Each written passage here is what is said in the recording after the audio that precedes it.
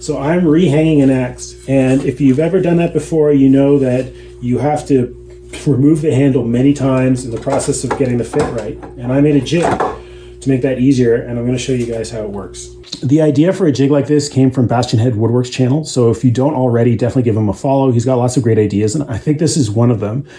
His used milled lumber, and he had to construct reinforcements basically to keep the wood from splitting or breaking, because there's a lot of force applied when you knock a handle out sometimes. And I took a different approach, and I want to show you guys how that works. Instead of using milled lumber, I used a forked log. So this is hardwood, green ash, pretty tough stuff. And the crotch especially is very tough because the grain's all knitted together, which you know if you've tried to split a log like this. And then I cut into it with a saw and chiseled it out so that there's a spot for the axe. And I've probably done at least a dozen hammers, axes, mauls using this. And it's held together quite well. Some of the things fit better than others, but they all fit well enough for it to work pretty easily. And the other thing I did, of course, is to cut it this way. So I used a rip cut handsaw to do that as far down as below the crotch level. And then I just split it the rest of the way because that's a lot easier. And I left it mostly undressed just because it's a utilitarian tool and it works as it is.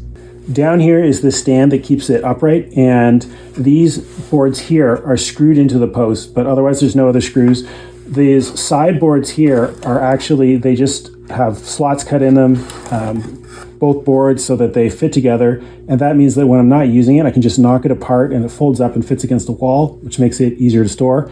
And I don't actually need 2 bungee cords to power the clamp. The second one down here is just there to keep the handle from falling out, which is otherwise a little bit annoying. And then this packing material here is just to protect the handle so it doesn't bounce off the concrete floor.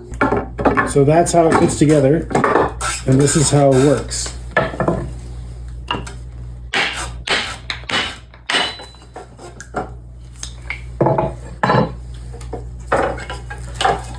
Simple.